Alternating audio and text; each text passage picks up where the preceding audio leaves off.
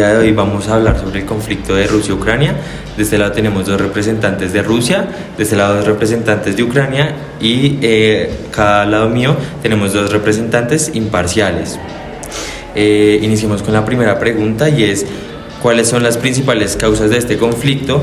Vamos a verlo de la perspectiva de cada una de las tres partes. Entonces, si quieren, empiezan las dos partes, rusa, ucraniana. Si quieren, empieza Rusia. Listo. Digamos que en este conflicto, digamos, las causas principales son más temas como en cuanto a la población que está en la frontera con los dos países. Es importante resaltar que, digamos, estas poblaciones ya han tenido votaciones para elegir si se quieren quedar dentro de o pertenecer al país de Ucrania, o si se mantienen como poblaciones pro Rusia. En estas votaciones ellos pues ganó el voto a favor de quedarse como parte pro Rusia, pero pues Ucrania no acató estas votaciones. Entonces es parte importante de este problema o de este conflicto. Bueno, el conflicto viene desde el 2014 por el mismo conflicto de Donbass. Y sí, las votaciones se hicieron de manera ilegítima. Por eso la comunidad internacional no tiene de acuerdo y no tiene estipulado de que estas votaciones hayan sido ciertas. Porque esa zona de Ucrania ha sido siempre muy prorrusa, y pues porque la mayoría de la población en ese costado habla ruso. O sea, se sienten más identificados con la población rusa. Pero, o sea, la presidencia no hizo caso a este tipo de votación. Fue por la ilegitimidad que tuvo. Entonces, pues, si no tiene una legitimidad certera a la hora de la verdad, ¿cómo se va a acatar este tipo de acciones?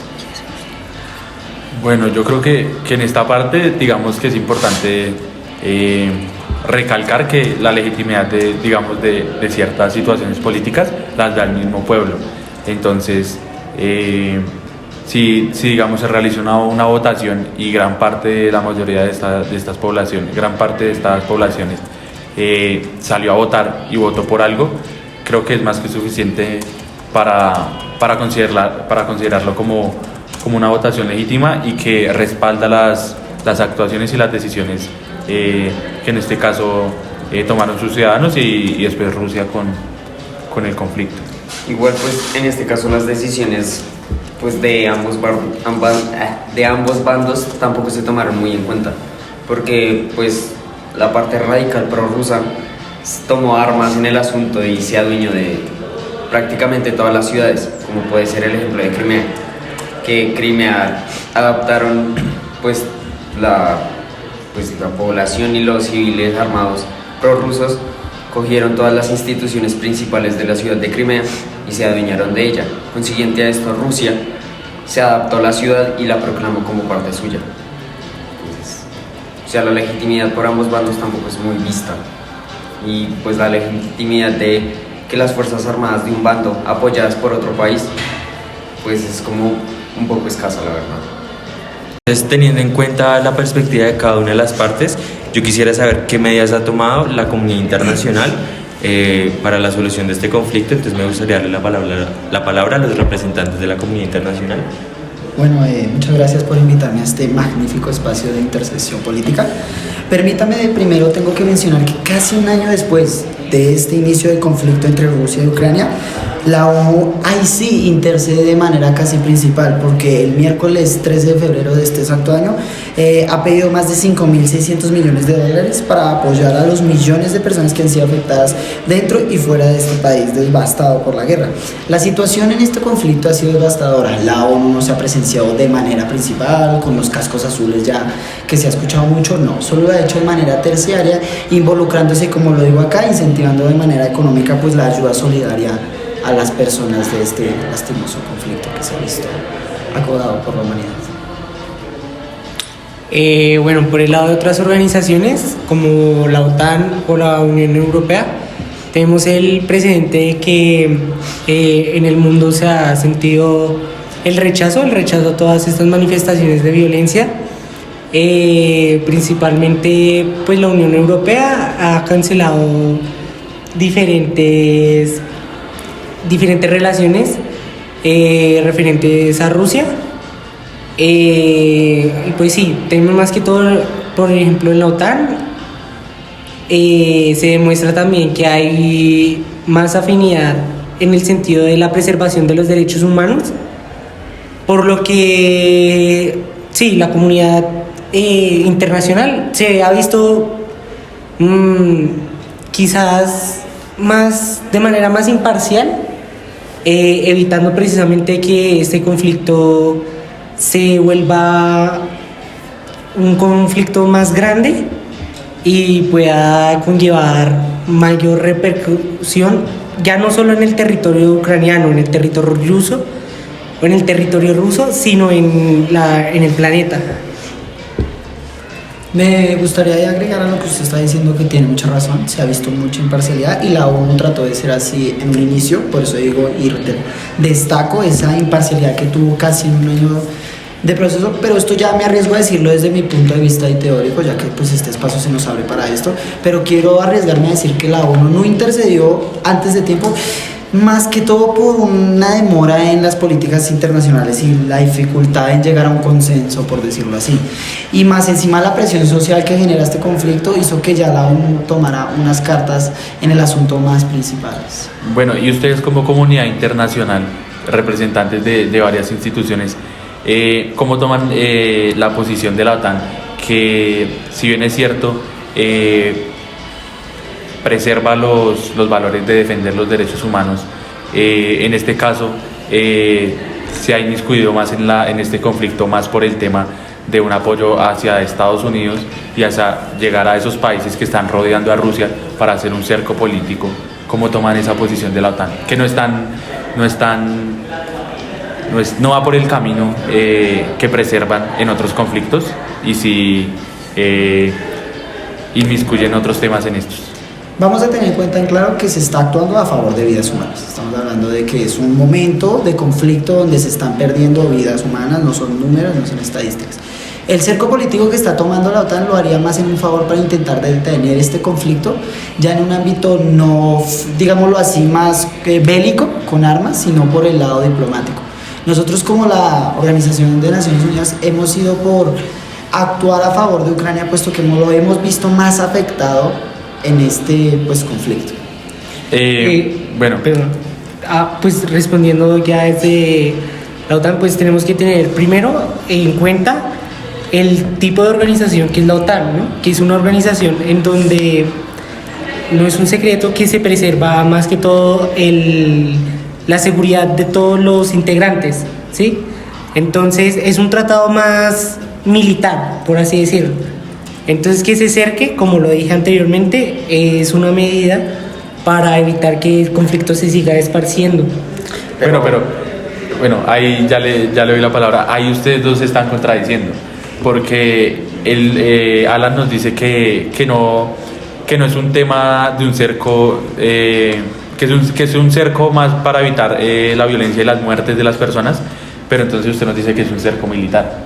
Entonces ya es distinto. Aparte, la OTAN en el tema del conflicto no es que esté preservando la no violencia, porque por el contrario le ha pedido armas a países latinoamericanos para que apoyen a Ucrania en el conflicto. Entonces en ese tema se están contradiciendo, y pues la OTAN no tiene ese cerco para evitar que el conflicto salga de ahí, sino creería que es más para tener vigilado a Rusia y a sus aliados.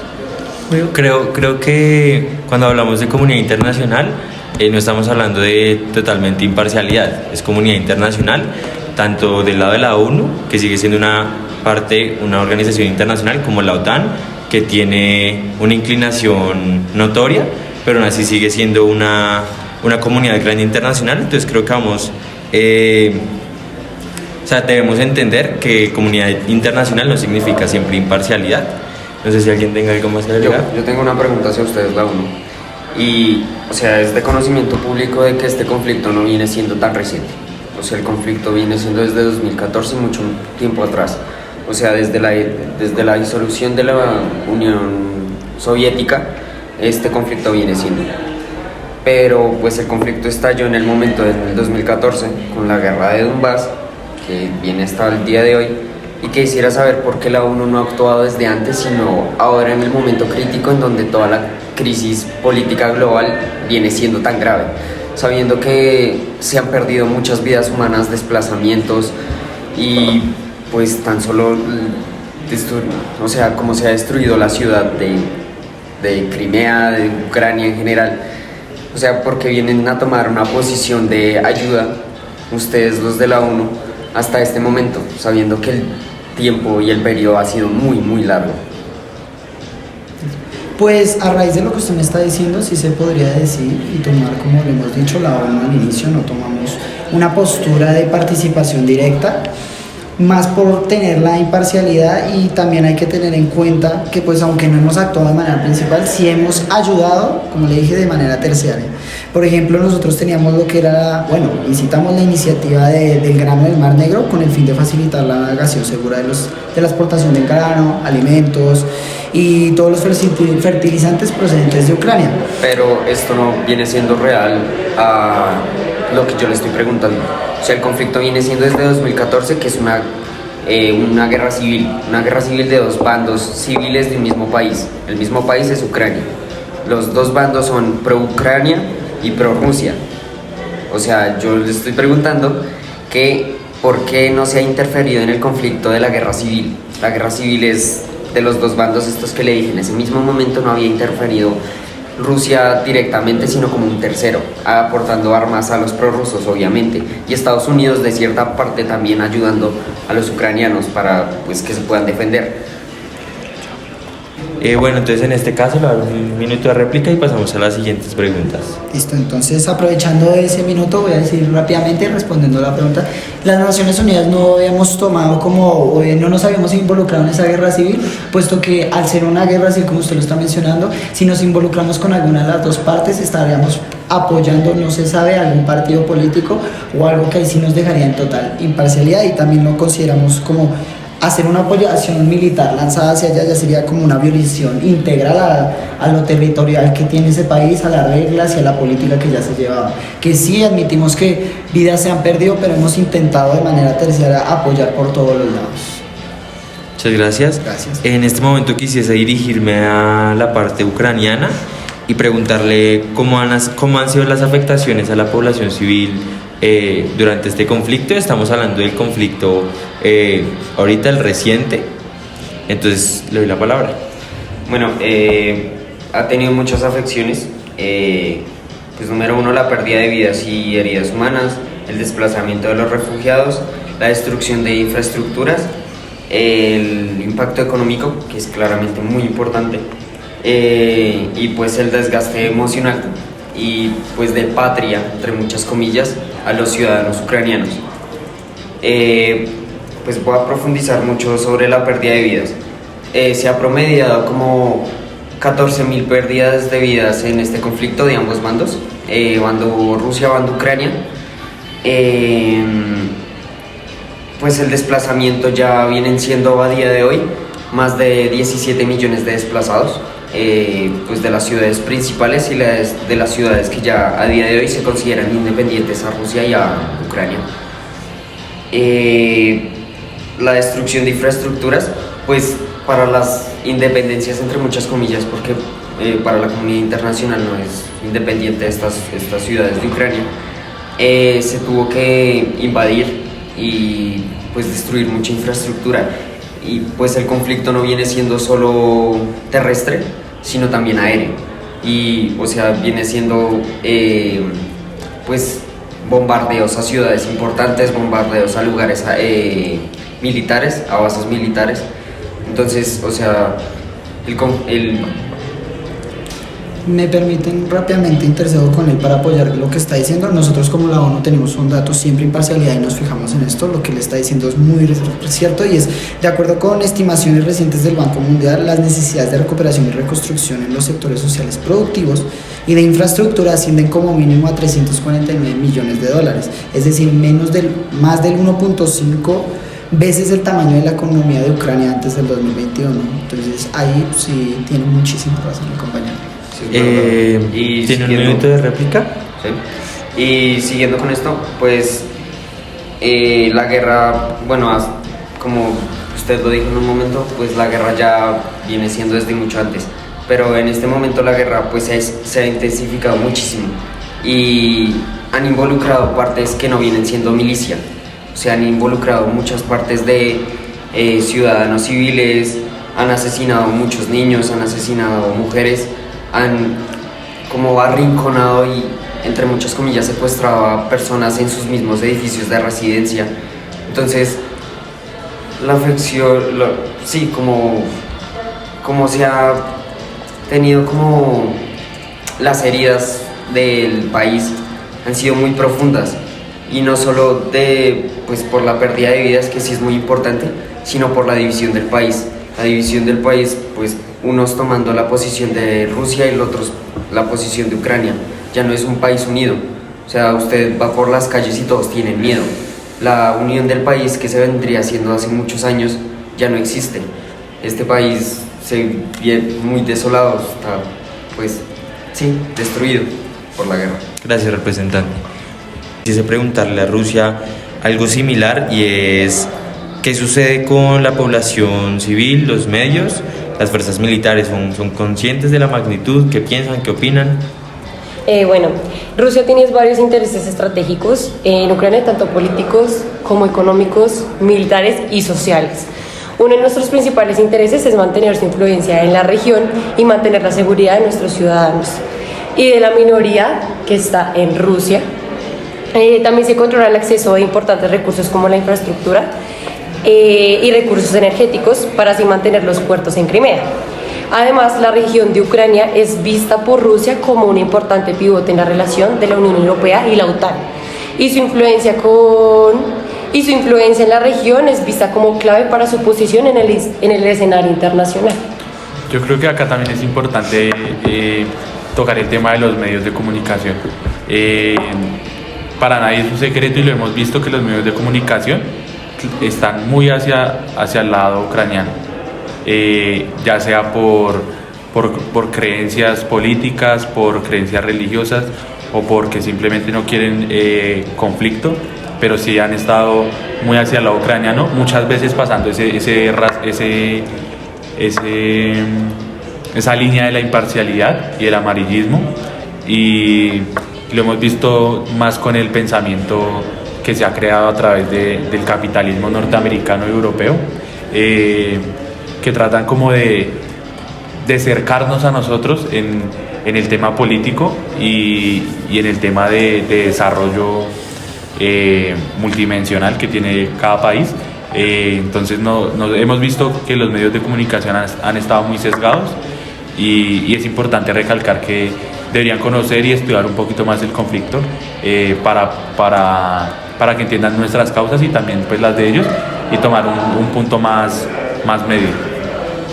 ¿Tienen alguna réplica? Un minuto. Pero si ustedes están hablando de la imparcialidad de los medios de comunicación, porque en Rusia en los medios de comunicación no se conoce como el impacto que ha tenido esta guerra, pero en la parte de Ucrania, o sea, es de conocimiento de todos que los medios de comunicación en Rusia están muy controlados y que solo se conoce lo que quiere conocer, lo que quiere informar el Kremlin. Entonces, porque las otras partes, la parte internacional fuera de Rusia no se conoce en su país. Precisamente es por eso, porque la parte internacional debería ser un poco más imparcial. Sabemos que aquí los dos involucrados principales son Ucrania y Rusia. Cada uno tiene unos intereses y por obvias razones no pueden ser imparciales. Cada uno está parcializado. Entonces sabemos que en Rusia hay un presidente que lleva en el poder muchos años y que se hace prácticamente lo que él diga. Y en Ucrania tenemos pues otra parte interesada con intereses estratégicos, políticos, económicos. Entonces son dos partes que en ningún momento van a decirle a esos países que están haciendo las cosas mal. Entonces la comunidad internacional, los medios internacionales son los que tienen que llevar esa imparcialidad en la información a cada una de las personas. Gracias. Quisiera aprovechar para preguntarle, ¿tiene un minuto la parte ucraniana, un minuto la parte rusa, ucraniana y la comunidad internacional para que me contesten, por favor, qué consecuencias creen y han visto que genera este conflicto a nivel mundial? No únicamente pensando en Ucrania, en Rusia, sino a nivel mundial. Entonces quisiese empezar por la parte ucraniana. Bueno, sí. La OEA y sus estados miembros han proporcionado a Ucrania más de 75.000 millones de dólares en una ayuda militar y económica, incluyendo 18.000 millones de dólares en ayuda a la seguridad desde sistemas de defensa antiaérea y los ataques de Leopard y munición, hasta ataques de Leopard y municiones. La OEA también ha impuesto, digamos, como unas sanciones más ambiciosas de su historia, inmovilizando más de la mitad de los activos soberanos de Rusia y países europeos que han acogido como a 8 millones de refugiados ucranianos y la mayoría son como que se las han concedido como un acceso a los servicios públicos, sino que también el derecho a trabajar y estudiar. Bueno, siguiendo con esto, gracias a la Segunda Guerra Mundial, más del 50% de la población ucraniana tenía capacidades pues, militares. Entonces, gracias a esto, los civiles se armaron con armamento y empezaron a defender su país, generando trincheras en las fronteras, con lo que dijo Ana, con el apoyo antiaéreo que nos brindó la comunidad internacional. Ayudaron mucho a derrumbar muchos de los grandes ataques aéreos que vendría siendo Rusia y pues sí, o sea, la mayoría ha sido o por parte del apoyo internacional o por parte de los civiles. También el armamento ucraniano se ha venido reforzando, no por parte de la OTAN, pues porque se nota que en algún momento nos dejaron de lado, pero sí por comunidades internacionales y terceros que nos han brindado un apoyo directo hacia pues, el armamento. Entonces, pues gracias a esto hemos podido detener un poco la invasión. No ha sido totalmente, pues no se ha detenido totalmente porque pues este conocimiento público que la guerra viene haciendo desde hace bastante tiempo y el debilitamiento de la fibra de la población pues ha sido muy grande y pues consiguiente a esto la muerte de varios civiles ha sido muy grande. Entonces el detenernos y el detener la invasión rusa pues ha sido fácil por esta estrategia. Muchas gracias. Quisiera hacerle una pregunta a los representantes de Rusia y es, ¿las relaciones a partir del gas se han visto afectadas? ¿Cómo se han visto afectadas para ustedes? ¿Y cómo ha impactado esto a los países tanto europeos como del mundo? Pues digamos que para nadie es un secreto que Rusia es el principal exportador de gas en Europa. Es el que le surte gas a casi todos los países europeos, por no decir que a todos. Es importante mencionar acá que, digamos, si Rusia no tuviera este punto a favor, ya posiblemente otros países hubieran apoyado a Ucrania y hubieran intervenido en el conflicto armado para atacarnos a nosotros. Entonces creo que es por esta razón que, digamos, algunos países como pertenecientes a la Unión Europea no han tomado parte en este conflicto, sino se han quedado un poquito más callados por esta razón.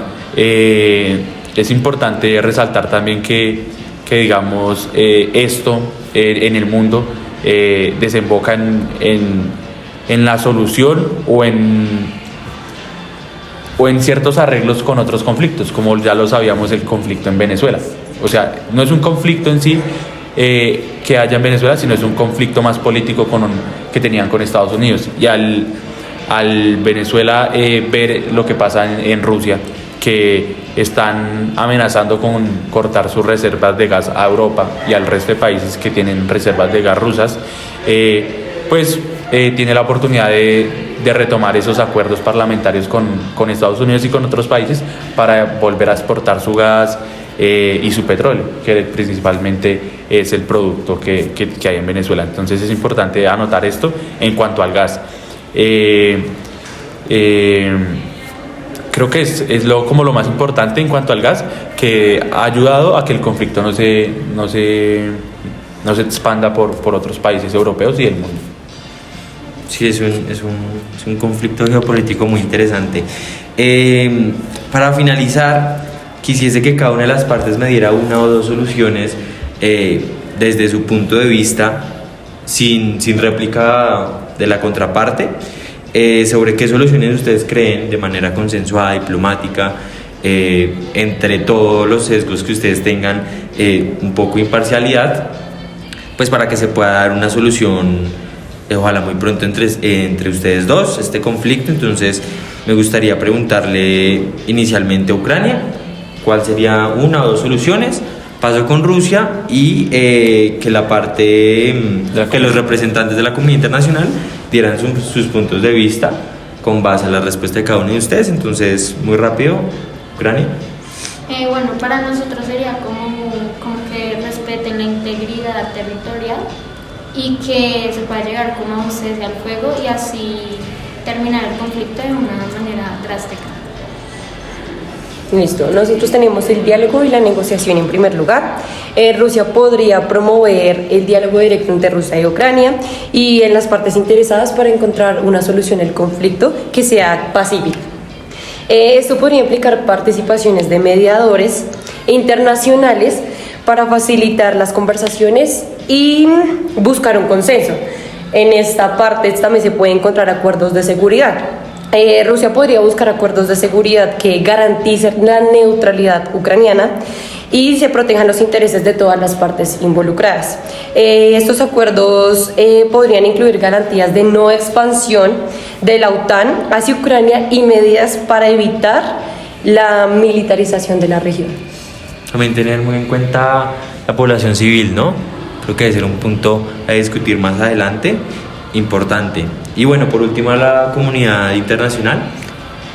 Bueno, pues como comunidad internacional, pues todas las organizaciones en general que preservamos pues los derechos humanos, los derechos internacionales, velamos por, pues sí, la seguridad mundial, más que todo. Entonces, por lo tanto, pues sí, como efectivamente lo dicen las dos partes, si primero se tiene que llegar a un cese al fuego unilateral, bilateral, qué pena. Después del cese al fuego, pues creemos lo mejor sería un pacto, un acuerdo, un documento donde quede en constancia que pues estas horribles actos de violencia no se van a repetir y que a su misma manera pues ya Rusia ha afectado bastante a Ucrania y pues esperamos que se tenga en cuenta esto para una posible remuneración de pues Rusia hacia Ucrania, porque pues sí, se devastaron algunas ciudades, pero más que eso se perdieron muchas vidas, que una vida pues no tiene precio, es invaluable. Y sí, por último, pues a favor de todo lo que está diciendo mi compañero, vamos a intentar obviamente actuar a favor para llegar a una imparcialidad, a un tratado que permita la paz, porque pues recordemos, la guerra es el arte de destruir hombres, pero la política es el arte de guiarlos. Entonces, como entes internacionales siempre estaremos a favor de los derechos, proteger las vidas y remunerar a las personas que sean necesarias. Bueno, muchas gracias. Entonces, este fue todo el debate. Esperemos que el próximo encuentro sea ya directamente para negociar los puntos, sea, no sea una reunión de opiniones, sino una mesa de diálogo seria, directa. Entonces, muchas gracias a todas las partes. Muchas gracias. Vale, gracias.